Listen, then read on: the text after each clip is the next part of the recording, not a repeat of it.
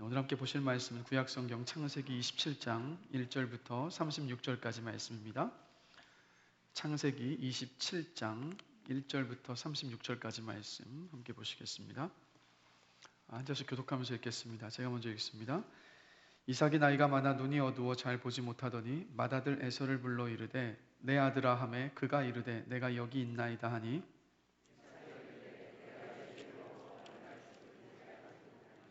그런즉 내 기구 곧 화살통과 활을 가지고 들에 가서 나를 위하여 사냥하여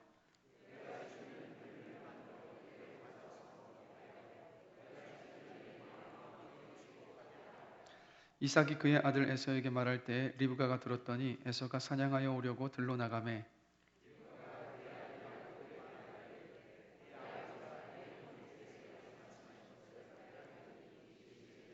나를 위하여 사냥하여 가져다가 별미를 만들어 내가 먹게 하여 죽기 전에 여호와 앞에서 내게 축복하게 하라 하셨으니 염소떼에 가서 거기서 좋은 염소 새끼 2마리를 내게로 가져오면 내가 그것으로 내 아버지를 위하여 그가 즐기시는 별미를 만들리니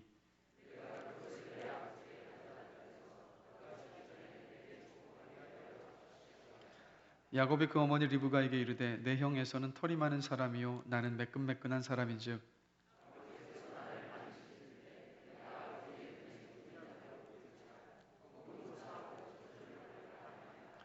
어머니가 그에게 이르되 내 아들아 너의 저주는 내게로 돌리리니 내 말만 따르고 가서 가져오라.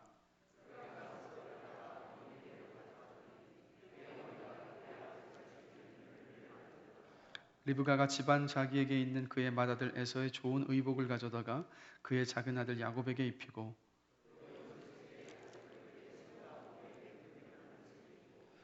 자기가 만든 별미와 떡을 자기 아들 야곱의 손에 주니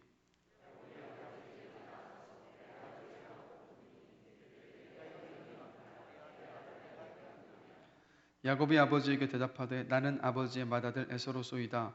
아버지께서 내게 명하신 대로 내가 하였사오니 원하건대 일어나 앉아서 내가 사냥한 고기를 잡수시고 아버지 마음껏 내게 축복하소서.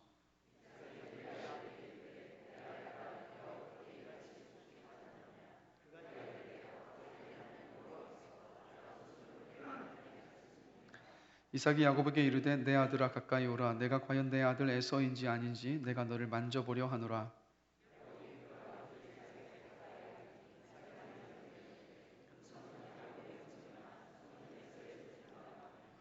그의 손이 형 에서의 손과 같이 털이 있으므로 분별하지 못하고 축복하였더라.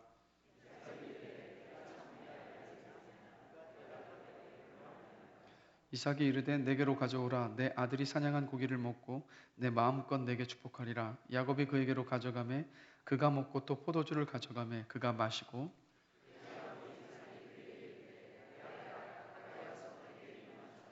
그가 가까이 가서 그에게 입맞추니 아버지가 그의 옷에 향취를 맡고 그에게 축복하여 이르되 내 아들의 향취는 여호와께서 복 주신 밭의 향취로다.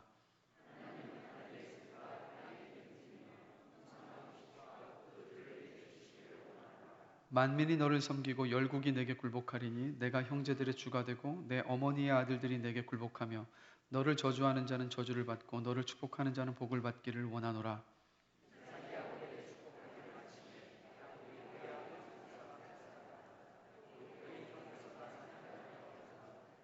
그가 별미를 만들어 아버지에게로 가지고 가서 이르되 아버지여 일어나서 아들이 사냥한 고기를 잡수시고 마음껏 내게 축복하소서.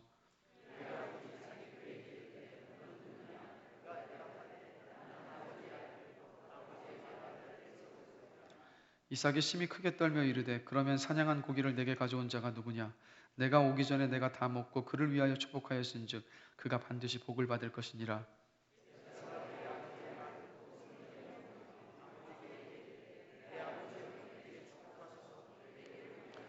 다 같이 읽겠습니다. 이삭이 이르되 내 아우가 와서 속여 내 복을 빼앗았도다. 아멘. 자리에 앉으시겠습니다. 하나님께서 우주 만물을 창조하시고 그리고 사람을 만드시고 난 다음에 가장 먼저 만드신 공동체가 바로 가정입니다. 그래서 가정은 생각해 보면 서로에게 위안과 또 기쁨을 주고 또 생명을 주는 축복의 이 원천이기도 합니다. 그런데 또 동시에 가정을 또 생각해 보면 예측할 수 없는 수많은 일들 속에서 가족들끼리, 가족들 간에 서로 실망하고 실망을 시킬 수도 있고 또 상처를 주고 상처를 받기도 합니다. 그래서 이 가정에 대한 연구를 보면 자녀가 없는 사람보다 있는 사람이 더 행복하고 독신보다 기혼자가 더 행복하다는 그런 연구 결과가 있습니다. 그런데 또 반대로 자녀가 없는 사람보다 있는 사람들이 더 우울하고 기혼자가 미혼자보다 걱정과 후회가 많다는 연구도 있습니다. 또 가족이 우리를 성장시키고 안정되게 한다는 연구가 있는 반면에 또 정반대로 가족이 우리를 불안정하게 하고 미치게 만든다는 연구 결과도 또 있습니다. 그래서 여러분 가정을 생각해 보면 예측할 수 없는 이 폭풍과도 같아요. 그래서 이 말씀을 준비하면서 제가 읽게 된 책이 바로 폭풍 속의 가정이라는 책입니다. 가정 안에서 폭풍처럼 벌어지는 부모와 자녀 간의 어떤 갈등과 많은 일들, 그 아픔과 상처들을 어떻게 풀어가는 것인가, 진리 안에서 예수 그리스도 안에서 풀어가는 과정들을 담고 있는 책이 바로 폭풍 속의 가정이라는 책입니다. 그래서 그 책의 제목을 오늘 말씀의 제목으로 제가 삼았습니다. 오늘 함께 읽은 본문, 우리가 다 함께 긴 본문을 함께 읽었는데 이 본문을 보시면 이삭의 가정 안에 폭풍과도 같은 사건이 지금 벌어지고 있습니다. 그래서 이 말씀 속에서 어떤 폭풍 속에서의 가정이 아니라 저와 여러분들이 몸담고 있는 가정이 하나님께서 기뻐하시고 원하시는 건강하고 또 건강한 가정으로 세워지게 되길 바라는 마음으로 오늘 본문을 함께 생각해 보면서 어떤 가정이 폭풍 속의 가정이 아니라 정말 주님께서 기뻐하시고 건강한 가정일까? 어떻게 그런 가정을 만들어갈 수 있을까? 함께 생각해 보면서 은혜를 나누려고 합니다. 특히 오늘 말씀은 좀 부모와 자녀들 간의 관계에 대해서, 특히 부모가 자녀를 어떻게 대하고 바라봐야 될 것인가, 그 부분에 대해서 함께 나누려고 합니다. 먼저 여러분, 폭풍 속의 가정이 아니라 건강한 가정, 하나님께서 기뻐하시는 가정을 세우려면 자녀를 있는 모습 그대로 인정하면서 받아들일 수 있어야 됩니다. 이삭의 가정이 오늘 본문 속에서 보면 폭풍 속에 휘말렸던 이유를 성경을 살펴보면 그 이유를 발견할 수 있는데 무엇이냐, 바로 이삭과 리브가의 편애 때문이라는 것을 알 수 있습니다. 창세기 26장 27절 말씀을 함께 보시면 이렇게 창세기에서 말합니다. 에서는 익숙한 사냥꾼이었으므로 들사람이 되고 야곱은 조용한 사람이었으므로 장막에 거주하니 이삭은 에서가 사냥한 고기를 좋아하므로 그를 사랑하고 리브가는 야곱을 사랑하였더라. 자, 이삭이 큰아들 에서를 편애했던 이유를 오늘 말씀에서 뭐라고 이야기합니까? 에서가 사냥한 고기로 요리한 그 음식을 좋아했다고 했어요. 그 요리를 좋아해서 그래서 큰아들 에서를 사랑했다고 합니다. 한마디로 조건적인 사랑이죠. 그리고 그 에서를 더 편애했습니다. 그런데 단순하게 아들 에서가 만들어준 그 요리 때문에 그 요리가 좋아서 아들을 편애했다, 에서를 편애했다라고 보기에는 조금 의아한 변이 좀 있지 않습니까? 그래서 성경을 한번 살펴보면 이삭이 아들 에서를 편애할 수밖에 없었던 이유가 무엇인지를 우리가 짐작해 볼 수 있습니다. 창세기 26장을 보면 이삭이 그랄이라는 지역에 살면서 우물을 팝니다. 근데 하나님께서 은혜를 주셔서 이삭이 우물을 파자 그 안에서 이 샘이 솟아나왔습니다. 그러자 그 지역에 살고 있었던 블레셋 사람들이 이삭에게로 와서 우물을 빼앗아 버립니다. 그러자 이삭이 어떻게 하냐면 우물을 그냥 블레셋 사람들에게 내주고 다시 다른 곳에 가서 또 우물을 파요. 그러면 그 우물을 파면 또 하나님께서 은혜를 주셔서 또 샘물이 솟아오릅니다. 그러면 블레셋 사람들이 또 와서 그 우물을 빼앗아가요. 그럼 그때마다 이삭은 어떻게 하냐면 그냥 다른 곳으로 또 다시 움직여서 다시 우물을 팠습니다. 자, 이런 이삭의 모습을 보면서 긍정적으로 바라본다면 이삭이라는 사람은 다툼과 분쟁을 싫어하고 평화를 사랑하는 사람이라고 우리가 생각해 볼 수 있습니다. 그런데 또 반대로 부정적인 면에서 바라본다면 자기 주장과 그리고 스스로 보호조차 할 수 없을 만큼 유약하고 연약했던 사람이 이삭이라는 것을 우리가 알 수 있습니다. 자, 이런 이삭이었는데 이런 이삭과는 달리 큰아들 에서는 어떤 사람이었습니까? 사냥꾼이어서 용맹했고 남자다웠습니다. 그러니까 아버지 이삭이 큰아들 에서를 바라볼 때 나와는 다른, 나도 그렇게 되고 싶었는데 되지 못했었던 모습을 아들 에서가 보여주고 있으니까 대리만족을 느끼면서 그 큰아들 에서를 사랑했던 거예요. 그래서 이 남자다운 에서가 사냥해서 만들어 가지고 와서 만들어준 그 요리가 얼마나 맛이 있었겠습니까? 그래서 이삭은 에서를 편애합니다. 근데 에서와는 달리 야곱은 어떤 사람이었냐면 아버지 이삭처럼 조용한 사람이었습니다. 그래서 조금 전에 읽었던 창세기 26장 27절을 보면 야곱은 장막에 거주했다라고 말하고 있어요. 장막은 바로 집이죠. 그래서 이 집에서 거주하면서 당연히 어머니 리브가와 관계가 돈독할 수밖에 없었습니다. 그리고 또 다른 한편으로 생각을 해보면 야곱도 조용한 사람이고 또 유약한 사람이었기 때문에 아버지 이삭이 야곱을 바라보면서 자신의 모습을 보는 것처럼 느껴졌기 때문에 야곱을 에서보다 사랑하지 않았을 수도 있다는 생각을 해봐요. 어찌됐건 집에 머물면서 또 사냥을 즐기던 형 에서와는 달리 야곱은 집에 머무는 시간 속에서 어머니와 함께하고 어머니 리브가와 관계가 돈독했습니다. 그리고 아버지를 속여서 장자의 축복을 가로채라는 어머니의 권면에 순종했던 야곱의 모습을 본다면 평소에도 어머니 리브가의 말에 잘 따랐다는 것을 짐작해 볼 수 있어요. 이런 이유로 인해서 어머니 리브가는 야곱을 편애했습니다. 자, 근데 이 가정 안의 문제는 뭐냐면 이런 편애가 이삭이 죽을 때까지 계속해서 이어졌다는 겁니다. 자, 오늘 본문 1절에서 4절까지 말씀을 제가 다시 한번 읽겠습니다. 이삭이 나이가 많아 눈이 어두워 잘 보지 못하더니 맏아들 에서를 불러 이르되 내 아들아 하매 그가 이르되 내가 여기 있나이다 하니 이삭이 이르되 내가 이제 늙어 어느 날 죽을는지 알지 못하니 그런즉 내 기구 곧 화살통과 활을 가지고 들에 가서 나를 위하여 사냥하여 내가 즐기는 별미를 만들어 내게로 가져와서 먹게 하여 내가 죽기 전에 내 마음껏 너에게 축복하게 하라 라고 말하고 있습니다. 자, 여러분 자신의 그 죽음을 눈앞에 두고 자녀를 축복하는 시간이 이게 얼마나 엄숙하고 또 귀한 시간입니까? 그리고 그 어떤 순간보다도 진실해지는 순간이 바로 이 순간이지 않겠습니까? 그런데 이삭은 죽음을 앞두고 큰아들 에서를 축복하려 할 때도 그냥 축복하지 않아요. 뭐라고 말합니까? 나에게 내가 좋아하는 네가 사냥해서 잡은 고기로 만든 요리를 나에게로 가져와 다오. 그럼 내가 그 요리를 맛있게 먹고 너를 축복하겠다라고 이야기하고 있어요. 이게 무슨 말입니까? 그러니까 내가 좋아하는 고기가 들어가야 내 입에서 너를 향한 축복이 나오겠다라는 이야기예요. 자, 그러면 아마 이 자리에 계신 분들 가운데 이런 생각을 하시는 분들이 계실 겁니다. 아니, 죽음을 눈앞에 두고 아들을 축복하기 전에 평소에 아들이 만들어 주었던 좋아하는 음식을 먹으며 축복해 주는 것이 뭐가 그리 문제가 됩니까? 라는 생각을 가지실 수도 있어요. 자, 그런데 성경은 모든 것을 기록할 때 다 이유가 있습니다. 창세기 49장을 보면 야곱이 죽음을 앞두고 자신의 12아들들을 축복하는 장면이 나와요. 근데 야곱이 12아들을 축복하는 장면에는 이 이삭처럼 아들들에게 야곱이 야, 내가 좋아하는 무엇을 좀 가져다 다오. 그러면 내가 그것을 먹고 나면, 그것을 내가 갖고 나면 그러면 너희를 축복하겠다라고 야곱이 말하지 않아요. 어떻게 하냐면 그대로 그 12아들들을 진심을 담아서 그 아들을 마음껏 12아들들을 축복하는 야곱의 모습을 볼 수 있습니다. 자, 그렇다면 하나님은 이삭이 에서에게 사냥한 요리를 먹고 축복하겠노라는 것을 기록하게 하심으로 무엇을 지금 말씀하고 계신 거냐면 그의 아들을 향한 조건적인 사랑을 지금 이야기하고 있는 거예요. 에서를 대할 때도 야곱을 대할 때도 조건적으로 이삭이 사랑했었던 겁니다. 그래서 여러분, 야곱의 삶을 보시면 아버지 이삭에게서 받지 못했던 그 사랑, 조건적인 그 사랑에 만족되지 못해서 아버지의 사랑을 받지 못했던 야곱인데, 야곱의 인생들을 한번 쭉 보면 어떤 사랑을 받냐면 하나님의 무조건적인 사랑이 부어지는 모습을 봐요. 즉 아버지에게서 받지 못했던 그 사랑을, 그 무조건적인 사랑을 야곱이 하나님으로부터 받는 모습을 우리가 볼 수 있습니다. 이 편애가, 아버지는 큰아들을 편애하고 어머니는 작은 아들을 편애했던 이 편애가 이 가정에 폭풍을 몰고 옵니다.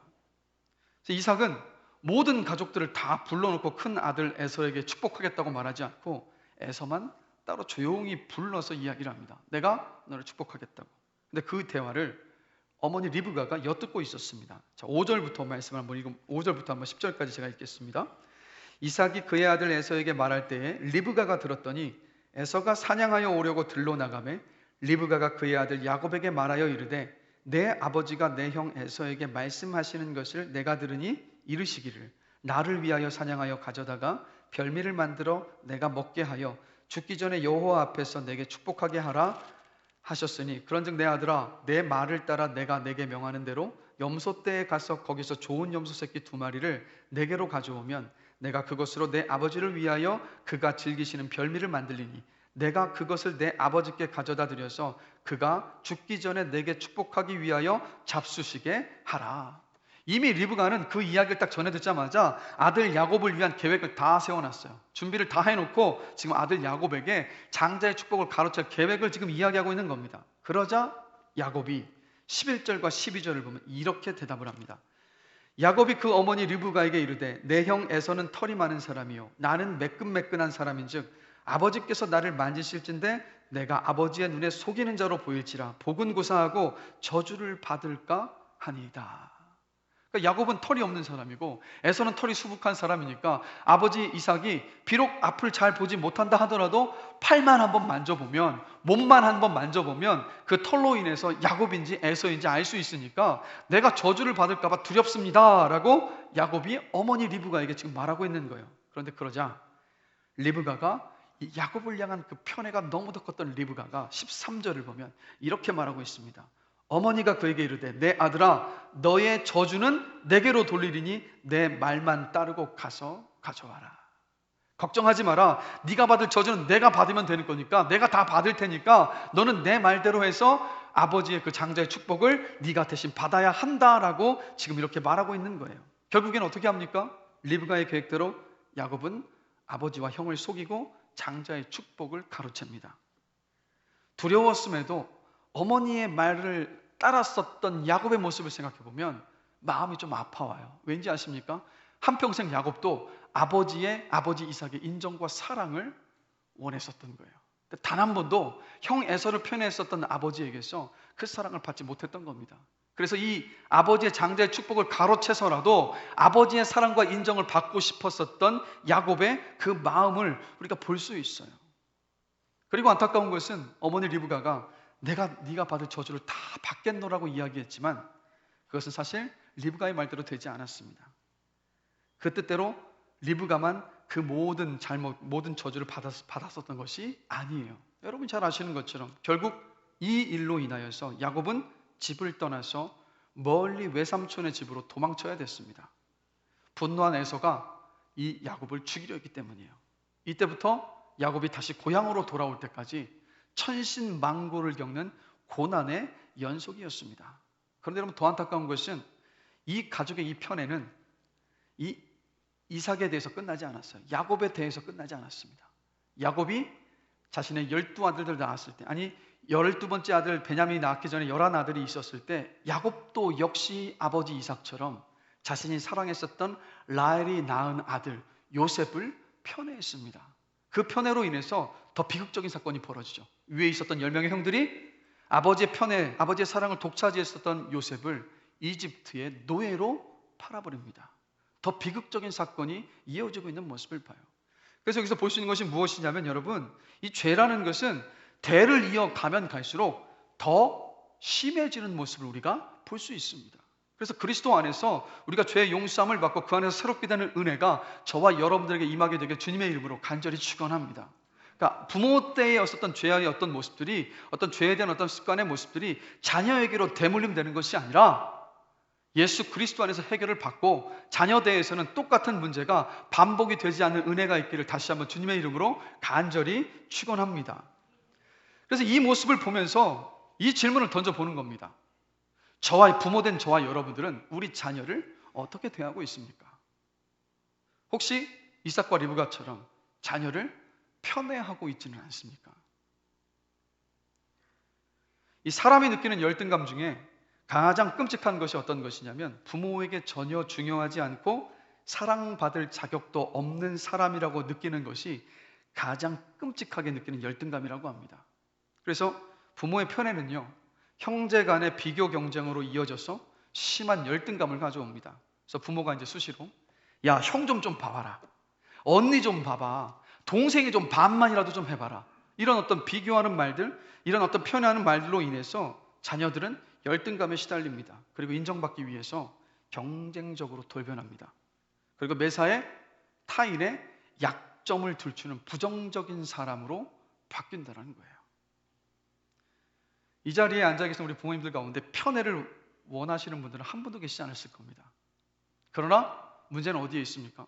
우리가 너무 약하기 때문에, 연약하기 때문에, 죄성을 가지고 있기 때문에 편애를 원하지 않는다라고 이야기하지만 우리가 편애를 하게 된다라는 거예요. 그러면 문제는 어디에 있습니까? 예수 그리스도를 믿는 믿음 안에 있는 저와 여러분들이 편애를 하면서 자식들이 고통 가운데 그냥 내버려 둬야겠습니까? 분명히 그리스도 안에서 또 오늘 말씀 속에서 이 편애를 극복하는 그 방법을 우리가 볼 수 있어요. 어떤 거냐면, 자, 시편 139편 13절에서 16절 말씀 한번 보시겠습니다. 자, 우리 다 함께 한 목소리 한번 읽어보겠습니다. 주께서 내 심장을 지으시며 나의 모태에서 나를 만드셨나이다. 내가 주께 감사하옴은 나를 지으심이 심히 기묘하심이라. 내가 은밀한 데서 지음을 받고 땅의 깊은 곳에서 기이하게 지음을 받은 때에 나의 형체가 주의 앞에 숨겨지지 못하였나이다. 내 형질이 이루어지기 전에 주의 눈이 보셨으며 나를 위하여 정한 날이 하루도 되기 전에 주의 책에 다 기록이 되었나이다. 아멘. 자, 이 말씀을 보시면 저와 여러분들 누가 만드셨습니까? 하나님이 만드셨어요. 근데 우리는 이상한 것은 나는 하나님께서 만드신 귀한 존재라고 생각을 하면서도 이상하게도 자녀를 바라볼 때 똑같이 바라보지 못할 때가 많다라는 거예요. 우리 자녀들도 여러분 하나님께서 만드셨습니다. 근데 그냥 만드신 것이 아니라 자녀들마다 아주 독특하게, 너무도 다르게, 귀하게, 아주 기묘하게 하나님께서 만드셨다라는 거예요. 그러나 말씀드리지만 부모의 문제는 어디에 있습니까? 자녀를 있는 모습 그대로 받아들이고 싶어 하지 않을 때가 너무도 많아요. 그러다 보니까 편애가 생겨난다라는 겁니다. 그래서 자기를 편하게 해주는 자녀의 성향은 좋은 것이 되고 나를 힘들게 하는 성향은 나쁜 것이라고 생각을 합니다. 또 내 기대에 맞지 않은 모습에는 조바심이 생기고 불안해지고 불만이 생기기도 합니다. 또 키우기 편한 자녀를 좋아해요. 그래서 자녀를 양육하든 장성한 자녀를 대할 때든 잘 보면 부모가 화를 내는 이유가 정말로 자녀가 잘못되었을 때도 화를 내지만 더 생각해보면 많은 경우에 부모가 힘들어서 화를 내는 경우가 많습니다. 또 이런 질문을 하죠. 왜 우리 아이는 유독 이렇게 특별한 걸까? 아니, 특별한 게 아니라 왜 우리 아이는 유독 이런 걸까? 이 질문을 하면서 다른 자녀들과 우리 자녀들을 비교하게 돼요. 그럼 어떻게 됩니까? 부모도 힘들고 자녀도 괴로운 거예요. 여러분 기억하십시오. 하나님께서 우리 자녀들을 각각 다른 성향으로 너무도 신명막측하고 아름답고 귀하게 창조하셨습니다. 여러분 그것을 믿으십니까? 믿음으로 이걸 받으셔야 돼요. 하나님께서 만드셨다는 것을 인정할 때 그때 비로소 자녀의 모든 것이 감사할 이유가 될 수 있습니다. 제가 일부에는 못 나눴지만 저도 새 아이가 있는데 여러분이 아시는 것처럼 저도 편애하고 싶지는 않지만 편애가 돼요. 막내에게 자꾸 편애가 이렇게 보이는 것 같아요. 맨날 막내만 보면 제 눈에서 이렇게 뭐 하트가 나온대요. 저는 모르겠는데 느끼기를 저도 그렇게 느껴지는데 그러다 보니까 어떻게 되냐면 큰아이와 둘째 아이를 대할 때는 그냥 막내는요 그냥 있는 모습 그대로 저한테 너무 예쁜 거예요. 근데 큰아이와 둘째 아이를 대할 때는 그렇지 않은 제 모습을 봐요. 그런데 이 말씀을 준비하면서 하나님께서 맞다, 우리 큰아이와 둘째 아이들을 만드셨는데 그 관점으로 어제 또 말씀을 준비하면서 이제 우리 큰아이도 보고 둘째 아이도 보니까요 계속 웃음이 나오면서 감사가 나오는 거예요. 하나님, 이 아이를 제 자녀로 맡겨주시면 감사합니다. 이 아이가 가지고 있는 이런 장점들이 하나님 어떻게 사용하시렵니까? 이런 기대감으로 이 큰아이와 둘째 아이를 바라보게 되더라고요. 여러분, 하나님께서 우리 자녀들을 너무도 아름답게 만드셨습니다. 그런 눈으로 바라보실 때 모든 것이 감사할 제목이 될 수 있습니다. 그래서 부모가 이렇게 시각과 마음과 태도를 바꾸어서 자녀를 있는 모습 그대로 인정하고 사랑할 때 그때 자녀가 변하는 거예요. 근데 부모들은 어떻게 합니까? 겉에 나타나는 행동을 수정하기 위해서 이렇게 해라 저렇게 해라 막 분석하고 비판하고 꾸짖고 혼내기를 많이 해요. 근데 가만히 돌아보면 비판하고 꾸짖었을 때 자녀가 변하는 것이 아니라 잠깐은 변하는 것처럼 보이죠. 그러나 그것이 자녀의 진짜 근원적인 변화를 가져오는 것이 아니라 있는 모습 그대로 사랑해주고 인정해주고 존중해줄 때 자녀들은 자연스럽게 변화합니다. 이것을 어디에서 발견할 수 있는지 아십니까? 저와 여러분들이 지금까지 변화되기까지 우리 주님께서 어떻게 하셨습니까? 있는 모습 그대로 받아주시면서 지금까지 기다려주셨잖아요. 지금도 우리를 기다려주고 계시지 않습니까? 그때 우리가 우리 안에서 자발적으로 변화해 갔었던 일들이 우리에게서 일어나지 않았습니까? 자녀들도 똑같아요. 선한목적교 유기성 목사님은 신학교에서 공부하실 때요, 강하게 설교하지 못하고 사투리가 섞인 이 말투 때문에 열등감이 생겨서 스트레스가 굉장하셨다고 합니다. 그래서 어떻게 기도하셨냐면 목소리 좀 바꿔달라고 하나님께 기도하셨다는 거예요. 근데 이제 목소리 좀 바꿔달라고 기도하시다 기도하는 어느 날 하나님께서 이렇게 마음속에 말씀으로 응답해 주시랍니다. 나는 너의 약한 것을 들어서 사용하겠다. 그 후로 목소리 때문에 유기성 목사님이 힘들어지지 않게 되셨다고요. 실제 여러분 어떻습니까? 하나님은 유기성 목사님의 그 목소리를 통해서 진리의 말씀이 전해지게 하셨고, 지금도 목사님의 설교와 메시지를 통해서 수많은 사람들이 회복되는 일들을 하나님께서 이루어가고 계시는 모습을 봅니다. 결국 무엇을 말합니까? 약점도 하나님의 손을 거치면 아름답게 사용되어질 수 있습니다. 그래서 부모의 시각이 바뀌면, 부모의 시각이 바뀌어서 하나님께서 다 만드신 귀한 자녀로서 그렇게 바라보면 약점이라고 여겨졌던 것이 장점으로 바뀌게 되는 것을 우리 모두가 경험하게 되실 겁니다. 그리고 여러분, 우리 배우자를 바라보실 때도요, 그 관점으로 바라보실 수 있어야 돼요. 하나님께서 창조하신 배우자로 바라본다면 약점까지도 장점으로 바라보게 될 수 있는, 그래서 그 관계가 더욱더 깊어질 수 있게 될 줄로 믿습니다. 그래서 여러분, 자녀들을 하나님께서 주신 선물로, 그리고 있는 모습 그대로 인정하시고 사랑하시는 여러분들이 되시기를 주님의 이름으로 기도합니다. 존재 자체로, 그냥 자녀들의 존재 자체로 기뻐하게 되시기를 주님의 이름으로 기도합니다. 그리고요, 우리 한국 사람들은 마음으로만 이렇게 품을 때가 너무 많은 것 같아요. 내 마음 알지? 뭐 어떻게 합니까? 표현해야지 알지. 우리 자녀들에게 이렇게 좀 표현하셨으면 좋겠어요. 엄마 아빠는 네가 어떻게 행동하든지 너를 지지할 거야. 어떤 상황에서도 너를 부끄러워하지 않고 너를 자랑스러워할 거야. 있는 모습 그대로를 사랑해. 그리고 네가 자랑스러워라고. 한 번도 이런 말씀 해보지 못하셨다면 용기를 내셔서 우리 자녀들에게 이 고백을 해보시기를 주님의 이름으로 권면합니다. 여러분, 이것을 끊임없이 자녀들에게 말로 표현했을 때 우리 자녀들이 나를 향한 부모의 편애가 아니라 조건 없는 사랑으로 그것을 받아들이게 되고, 그 조건 없는 사랑을 받았던 자녀들이 세상 속에서 자존감을 가지고 당당하게 주어진 난관들과 삶의 문제들을 헤쳐나갈 수 있습니다. 자존감이 있는 자녀들은요, 세상에서 당당하고 주눅들지 않습니다. 그리고 무엇보다도 삶에 대한 태도가 긍정적이게 됩니다. 자기 방어적인 태도에서 벗어나서 남들이 뭔가 지적을 하더라도 그것을 받아들일 수 있는 수용성이 바로 이 부모에게 무조건적인 사랑과 존재 자체로서 인정을 받는 자녀들에게서 보여진다는 거예요. 다시 한번 말씀드립니다. 우리의 모든 자녀들은 하나님께서 아름답게 창조하셨습니다. 그 자녀들을 있는 모습 그대로 받아들이시고 인정해 주시고 사랑하시고 축복하시는 우리 모든 부모님들이 되시길 주님의 이름으로 축원합니다. 제가요 40대 중반의 나이인데도요, 주일날 말씀을 마치고 나서 저희 아버지가 저에게 잘했어, 수고해서 이 말 한마디요. 이 말이요 얼마나 큰 힘이 되는지 아십니까? 똑같아요. 사람은 이제 저도 중년의 나이가 됐는데, 중년의 나이가 된 저도 이럴진데 우리 자라나는 자녀들은 어떻겠습니까? 여러분, 우리 자녀들에게 필요한 것은요 다른 게 아니에요. 부모의 지지와 격려와 인정과 사랑입니다.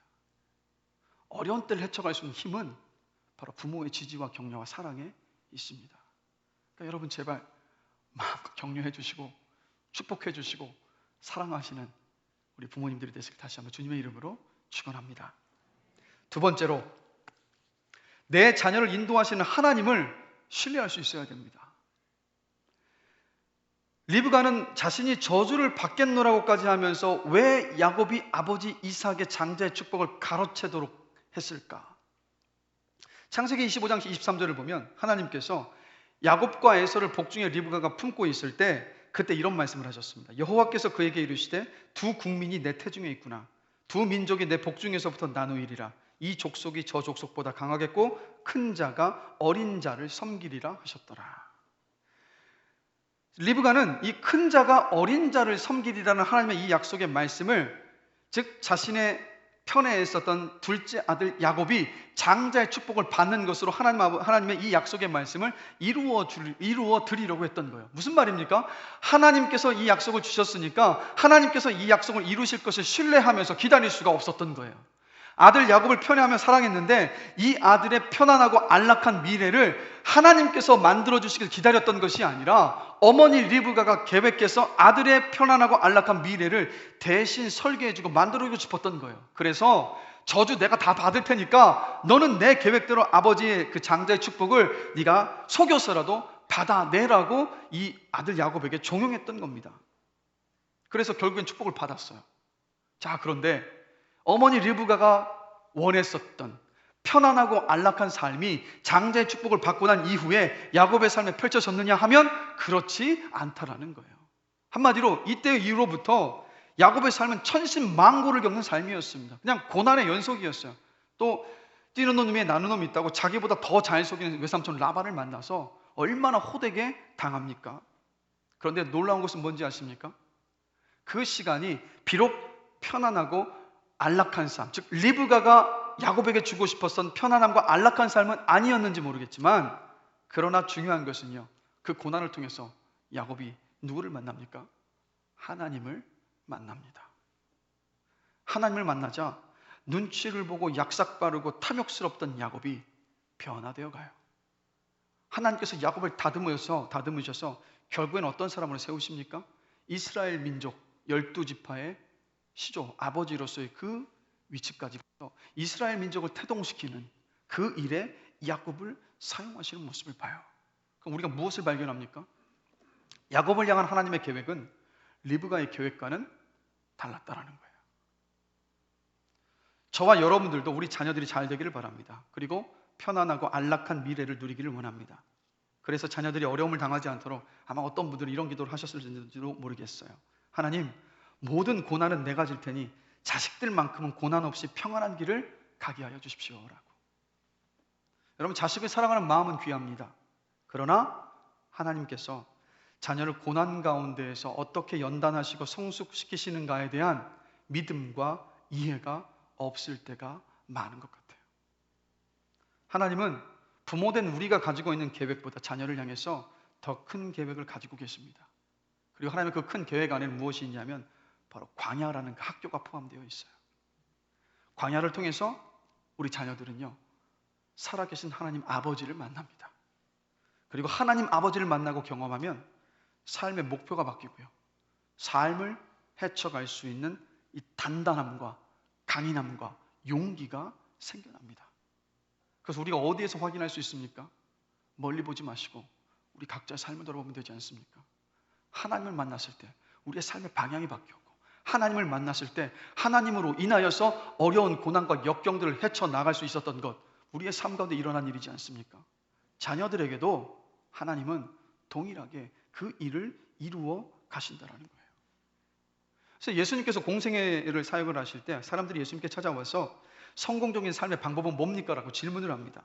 요한복음 6장 28절에서 29절을 보면 우리가 어떻게 하여야 하나님의 일을 하오리까? 라고 예수님께 질문을 합니다. 그러자 주님이 뭐라고 답변하시냐면 하나님께서 보내신 일을 믿는 것이 하나님의 일이니라 라고 답변을 하세요. 자, 사람들은요, 성공적인 삶을 위해서 어떻게 하면 성공적인 삶이 되겠습니까? 라고 질문을 요청해 왔어요. 그러니까 이들의 마음은 이런 마음이에요. 뭘 해야 할지 말씀만 해주십시오. 그럼 그 일 우리가 하겠습니다. 우리는 그 일을 할 수 있고 또 하고 싶은 마음도 있고 정말 하고 싶습니다. 성공하고 싶으니까 해야 될 일의 목록을 제발 좀 가르쳐 주십시오라고 요청하는 거예요. 그런데 예수님은 그들에게 정말로 필요한 것이 무엇인지를 보고 계셨어요. 그들에게 필요한 것은요, 또다시 성공적인 삶을 위해서 지켜야 할 어떤 수칙들, 원칙들, 그것을 필요한 것이 아니었고 그들에게 필요한 것은 무엇이었냐면 바로 믿음이었습니다. 누구를 향한 믿음이요? 예수님을 향한 믿음, 하나님을 향한 믿음. 왜요? 이사야 43장 11절 말씀 함께 보실까요? 한 목소리 한번 읽어보겠습니다. 나 곧 나는 여호와라, 나 외에 구원자가 없느니라. 아멘. 자, 뭐라고 말씀하십니까? 오직 하나님만이 우리 자녀를 구원하실 수 있습니다.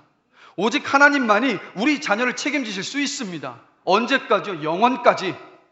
우리가 선한 부모가 아니기 때문에 우리가 선한 자녀로 키울 수가 없어요. 선한 부모는 이 온 우주에 오직 단 한 분뿐이십니다. 누구십니까? 하나님 아버지. 선하신 아버지신 하나님만이 우리 자녀를 선한 길로 이끌어 가실 수 있습니다. 우리 자녀들 선한 모습으로 빚어 가실 수 있으십니다. 그래서 우리가 자녀 교육에 실패한다 하더라도 하나님은요, 우리의 자녀를 구원하실 만큼 능력이 있으십니다. 하나님은 우리의 자녀를 부모인 저와 여러분들보다 비교할 수도 없을 만큼 사랑하고 계신 줄로 믿습니다. 우리 자녀를 향한 하나님의 계획은 다른 어떤 계획보다도 뛰어납니다. 그래서 하나님은 자녀 문제에 있어서 우리 자녀의 앞길을 인도하시고 책임지시는 하나님의 주권을 믿으라고 말씀하고 계신 거예요. 우리 자녀를 향한 하나님의 주권을 믿지 못하면 우리도 리브가처럼요, 우리의 열심과 행위로 자녀를 양육하고 자녀의 길을 열어주려고 합니다. 그럼 어떻게 되는지 아십니까? 겁이 많고 엄격한 부모가 될 수 있어요. 자녀를 양육하다 실수하면 이런 두려움에 빠지는 거죠. 어떡하지? 애들이 잘못되면 어떻게 하지? 막 불안에 벌벌 떠는 거예요. 그리고 또 자녀가 잘못을 하면 지나치게 엄격해지는 거예요. 방금 전에 말했잖아. 벌써 50번은 넘게 말한 것 같은데 내 말 한 귀로 듣고 한 귀로 흘리는 거야? 투덜대지 말고 시키는 대로 해라고. 엄격한 부모가 돼서 자녀와의 관계에 금이 가버려요. 그리고 자녀가 우리의 기대를 충족시키지 못하면, 아니 내가 지금까지 쏟아부은 게 뭔데 왜 이것밖에 되지 않는 거지 하면서 망연자실해 하면서 자녀 양육에 대한 열등감에 빠질 수도 있습니다. 여러분, 하나님은 자녀의 문제, 자녀의 미래에 대하여서, 자녀의 인생에 대해서 자녀의 인생을 책임지는 하나님의 주권을 인정하라고 말씀하고 계십니다. 여러분, 하나님은 부모된 우리의 것이 아니, 우리의 자녀는 부모된 저와 여러분들의 것이 아닙니다. 하나님께서 만드셨고 하나님께서 잠시 부모된 저와 여러분들에게 맡기셨어요. 우리는 재물과 시간과 능력에 대하여서는 청지기 의식을 가져야 한다고 다들 알고 있고 노력하지만 유독 자녀들에 대해서만큼은 청지기 의식을 갖지 못할 때가 많은 것 같습니다. 여러분 기억하십시오. 자녀는 우리의 소유가 아닙니다. 자녀는 하나님의 것이고 하나님의 뜻을 따라서 지금도 그 인생의 걸음걸음들을 걸어가고 있습니다. 그렇기에 하나님의 주권을 인정하면서 자녀를 위해서 끊임없이 기도할 수 있는 저와 여러분이 되시기를 주님의 이름으로 간절히 축원합니다. 쉬지 말고 기도해야 할 저와 여러분의 기도 제목은 그 가운데 하나는 바로 자녀를 위한 기도라는 것. 하나님 아버지 앞에 맡겼을 때 그때서야 비로소 기대하는 마음으로 하나님께서 어떻게 일해 가실지 기다릴 수 있습니다. 그런 부모님들이 되시길 주님의 이름으로 축복합니다. 그리고 마지막 세 번째로 정말 중요한 것인데요, 아버지가 가정에서 깨어나야 합니다. 본문 2절을 보면 이삭이 에서를 조용히 불러서 이렇게 말하죠. 내가 이제 늙어 어느 날 죽을는지 알지 못하니. 마치 지금 당장이로 죽을 것처럼 에서를 부르면서 이야기하고 있는 겁니다.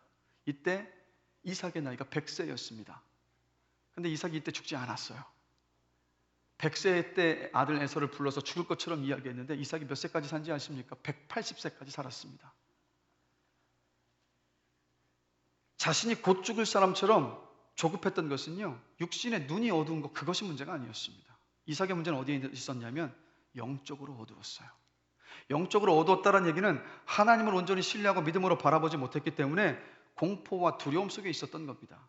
그러다 보니까 분명히 여러분, 이삭도 이 리브가처럼 하나님께서 큰 자가 작은 자를 섬기게 될 것이라는 하나님의 그 약속의 말씀을 이삭도 알고 있었습니다. 그런데 이 마지막 순간에, 즉 축복을 해야 하는 그 순간에 편애를 냈던 에서에게 그냥 사랑을 더 쏟아붓고 싶었었던 거예요. 하나님의 말씀보다 내가 큰아들 에서를 더 편애하고 사랑하니까 내가 이 아이에게 장자의 축복을 줘서 이 아이로 하여금 정말 편안하고 안락한 삶을 살아가도록 하고 싶었었던 마음이 이삭에게 있었던 겁니다.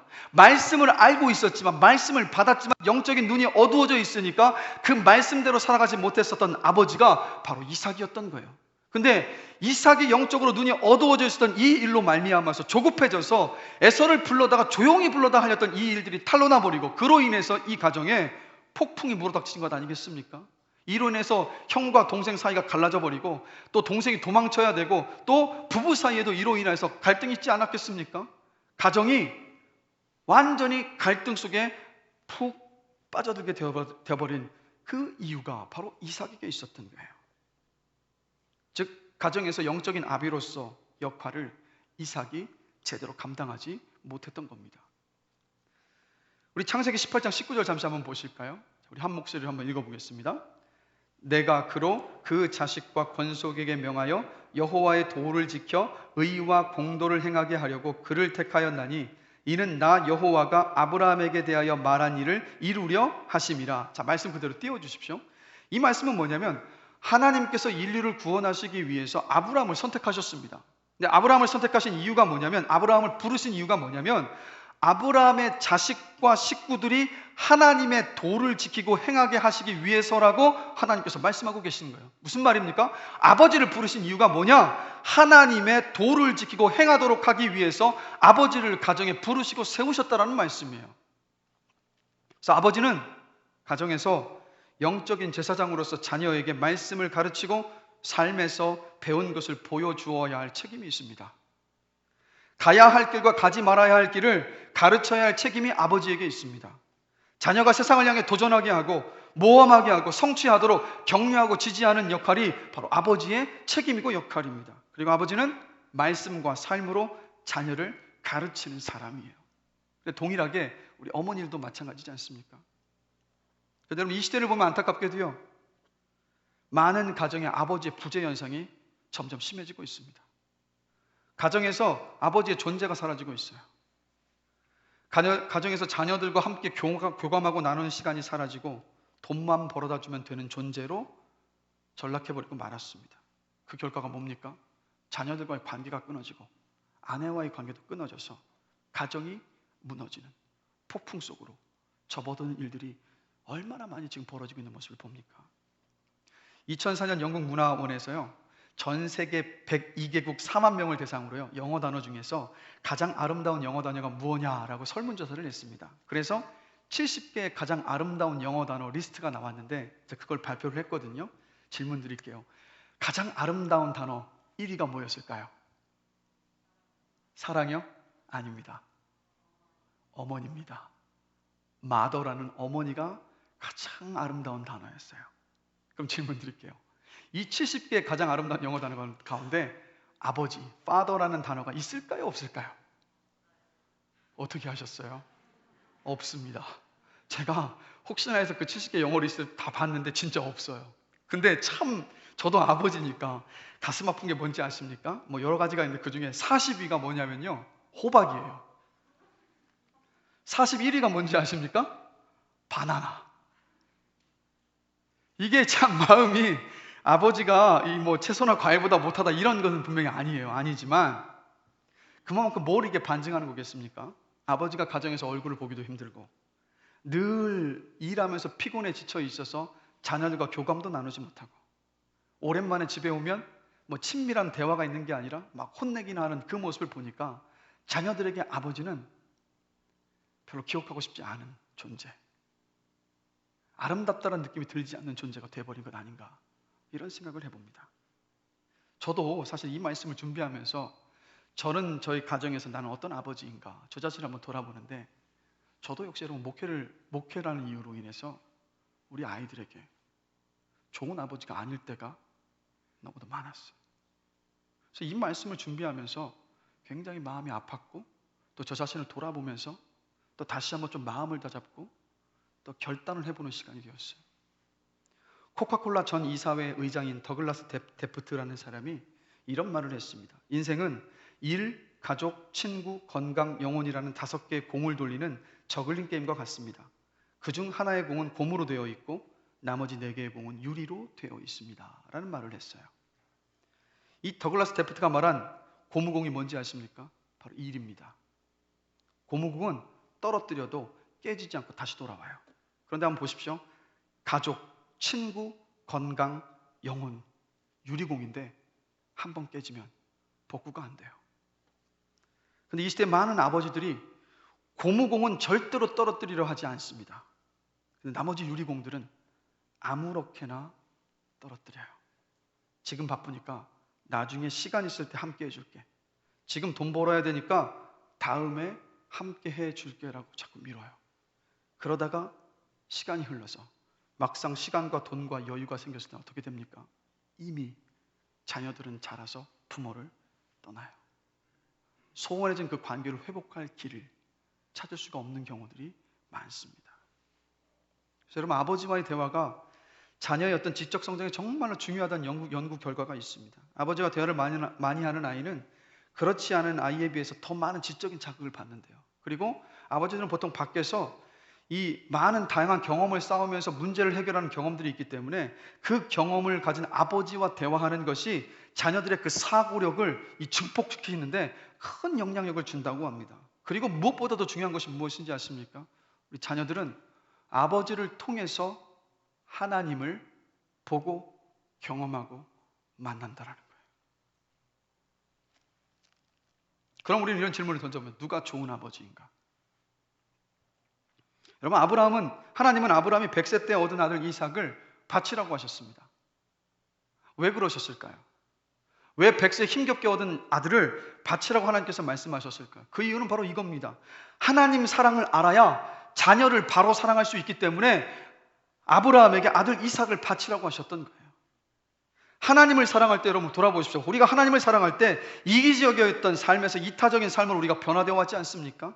하나님을 사랑할 때 욕심으로 내 이기적인 마음으로 사랑하는 것이 아니라 내 목숨도 내어줄 만큼의 사랑을 우리가 할 수 있는 것 아니겠습니까? 그리고 하나님을 사랑할 때 앞에서 말씀을 나누었던 것처럼 조건을 가지고 자녀를 사랑하는 것이 아니라 우리가 하나님을 사랑하고 하나님께서 나를 사랑하시는 것을 알 때 우리는 자녀들을 어떻게 대할 수 있습니까? 있는 모습 그대로 우리 자녀들 인정하고 사랑할 수 있어요. 하나님께서 그것을 가르쳐 주셨던 겁니다. 그래서 좋은 아버지는 누구냐? 하나님을 가장 귀하게 여기는 아버지, 하나님을 이 세상 누구보다도 사랑하는 아버지가 가장 좋은 아버지인 줄로 믿습니다. 비싼 옷 좋은 것은 못 사줄지 몰라도, 남겨줄 유산이 없는지 몰라도 하나님을 믿는 믿음을 물려주는 아버지가 최고의 아버지예요. 왜 그렇습니까? 여러분, 우리 자녀들 부모님의 손을 떠나면 언제고 우리 부모님들이 자녀들 곁에서 그 자녀들 막 책임져주고 도와줄 수 있습니까? 없습니까? 못 도와줘요. 자녀들이 세상으로 나가고 나면 이제는 그 다음부터 자녀들 혼자서 그 인생을 헤쳐가야 합니다. 그럴 때 그 인생의 지지자가 되어주고, 그 인생의 의지할 분이 되어주고, 그 인생에 있어서 격려자가 되어주고, 그 인생을 헤쳐나갈 수 있는 지혜와 능력을 주실 수 있는 분이 여러분 누구십니까? 바로 하나님 아버지. 그래서 우리 자녀들에게 정말로 필요한 것은 여러분, 많은 유산이 아니에요. 편안하고 안락한 삶을 위한 무한 어떤 보장이 아니에요. 하나님입니다. 하나님이 우리 자녀들에게 그 무엇보다도 필요한 존재라는 것을 여러분 깊이 깨닫게 되시길 주님의 이름으로 간절히 축원합니다. 그러니까 다른 건 물려주려고 하지 마시고 한번 점검해 보시면서 나는 내 자녀들에게 하나님 아버지 그 신앙의 유산을 물려주고 있는가? 우리가 진지하게 한번 돌아보면서 정말 이 신앙의 유산을 우리 자녀들에게 물려줄 수 있게 되기를 주님의 이름으로 간절히 축원합니다. 이게 이 시대에 너무도 회복되어야 될 문제예요. 말씀을 마무리하겠습니다. 여러분, 수원중앙침례교회 김장한 원로 목사님 다들 아시죠? 이 김장한 목사님의 아들인 김요셉 목사님도 지금 원천침례교회에서 목회를 하고 계시는데, 이 김요셉 목사님은 항상 잘할 때마다 아버지의 이게 워낙 우리 교계 안에서도 좀 이 영향력이 있고 또 많은 일들을 하신 목사님이시지 않습니까? 이런 얘기를 많이 들으셨대요. 아버지처럼 훌륭한 목사가 돼야지. 이 이야기를 계속 들은 거예요. 그러니까 이 김요셉 목사님이 그 이야기를 너무 자주 들으니까 마음에 부담감이 생기니까 너무 괴롭고 힘들었다라는 거예요. 그래서 미국에 이제 신학을 공부하러 갔는데 어떻게 했냐면 아버지가 학교 근처에도 못 오게 했다고 합니다.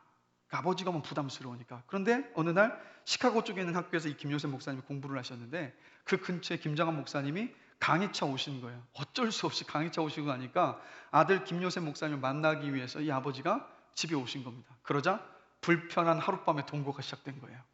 너무도 이 불편한 아버지인데 같이 한 방에 있으려고 하니까 이 김요셉 목사님이 너무 불편하더라는 거예요. 막 단답형의 말만 오가고 막 너무 안절부절 못한 가운데 있는데 그러다 이제 잠이 들었습니다. 밤에 화장실에 가려고 김요셉 목사님이 일어나서 화장실을 보니까 이 화장실 그 문틈으로 빛이 새어나오고 있는 거예요. 아버지가 화장실에 계신가 보다 하고 밖에서 한참을 기다렸습니다. 그런데도 아버지가 나오시지 않는 거예요. 그러자 아버지 무슨 일이 생기셨나 하고 화장실 문을 조용히 열고 그 안을 들여다보니까 변기 뚜껑 위에 두꺼운 타올 2개가 덮여 있고 그 위에 성경책이 올려져 있었습니다. 그리고 김장한 목사님이 변기 앞에 무릎을 꿇고 이렇게 기도하고 계셨던 거예요. 하나님, 우리 요셉이 지켜주세요. 하나님, 우리 요셉이 그 인생의 길을 인도하여 주세요라고 기도하고 있었던 거예요. 시차 적응이 되지 않아서 잠이 오지 않아서, 그런데 자고 있는 아들의 잠을 방해하고 싶지 않으니까 조용히 화장실로 가셔서 아들을 위해서 밤이 맞도록 기도하고 계셨던 거예요. 그래서 자신을 위해서 기도하시는 아버지 김장한 목사님의 뒷모습을 보면서 김요셉 목사님이 이렇게 마음으로 기도했다고 합니다. 하나님, 저는 아버지처럼 훌륭한 목사는 될 수 없지만 저렇게 사는 사람이 되겠습니다. 기도하며 하나님 앞에 맡기며 의지하며 사는 사람이 되겠다라는 그 마음의 결심을 했던 모습을 봅니다. 이 자리에 있는 부모된 저와 여러분들 모두가, 특별히 가정의 영적인 제사장인 우리 아버지 되시는 우리 성도님들이 자녀를 하나님께 기도로 맡기시고, 또 그리고 자녀들에게 삶으로 신앙의 본이 되시기를 주님의 이름으로 축복합니다. 그리고 자녀를 있는 모습 그대로 인정해 주시고 존중해 주시고 사랑하게 되시기를 주님의 이름으로 축복합니다. 그래서 시간이 흘러서 자녀들에게 우리가 이런 고백을 드리면 그 인생이 정말 성공한 인생이지 않습니까? 아버지를 통해서 하나님을 만났어요. 어머니를 통해서 예수님의 사랑을 경험했어요 라고, 그런 아름답고 복된 인생들이 되시길 다시 한번 주님의 이름으로 축복합니다. 우리 시간 들었던 말씀을 생각하면서 함께 찬양하기를 원합니다. 여러분, 자녀를 향한 내 기도를 들어주시고 응답하신다는 확신은요, 나를 사랑하시는 주님의 그 사랑에 있습니다. 우리 자녀를 결코 포기하지 않으시고 선한 길로 인도하실 것이라는 그 확신도 바로 주님의 사랑에 있습니다. 주님을 사랑할 때 아버지가 영적 제사장으로 깨어날 수 있어요. 주님을 사랑할 때 자녀를 있는 모습 그대로 인정하고 사랑할 수 있습니다. 그래서 저와 여러분들을 향한, 우리를 향한 주님의 그 사랑을 생각하면서 함께 찬양하기를 원합니다. 아버지 사랑 내가 노래해.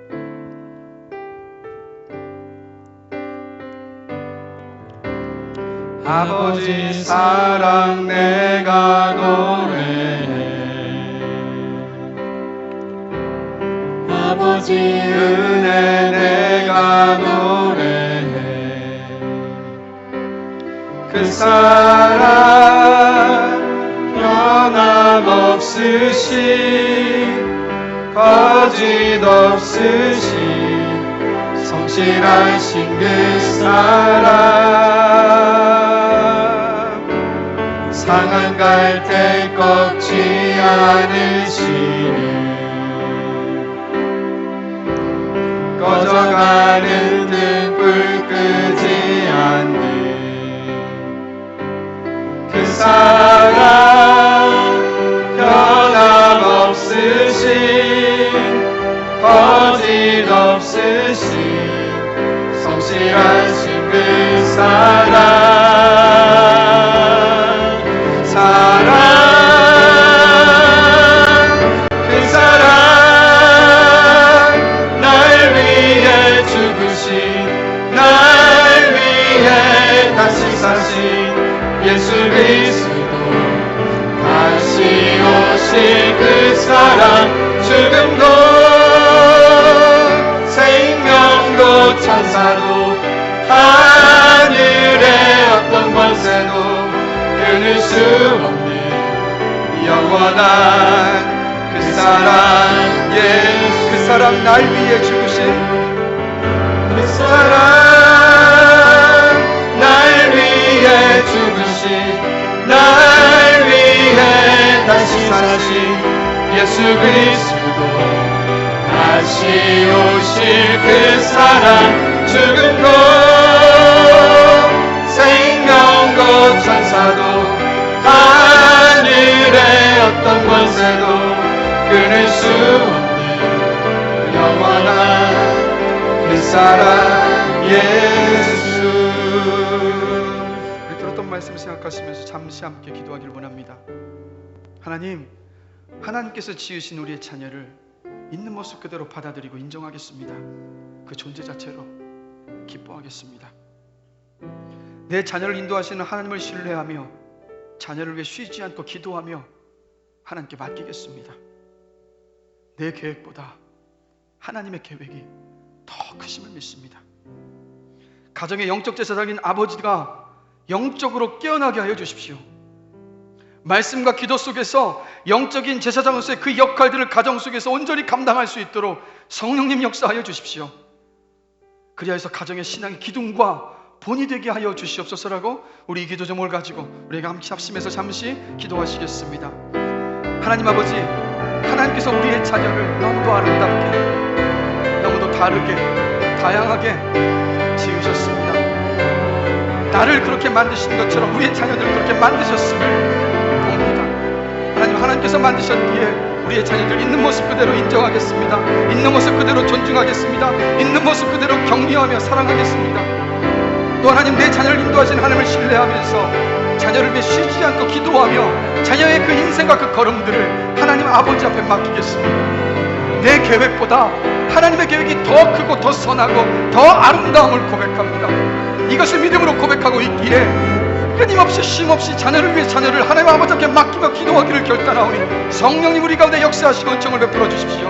하나님 아버지, 우리 효민교회 모든 가정 안에 영적인 제사장들이 아버지들이 영적으로 주님 깨어나게 하여 주십시오. 말씀을 묵상하게 해주시고 기도의 자리에 서게 하여 주셔서 영적으로 깨어나서 자녀들 앞에 영적인 제사장으로서 정말 신앙과 삶의 본이 되는 놀라운 그 은혜를 부어주시기를 간절히 기도하며 원합니다.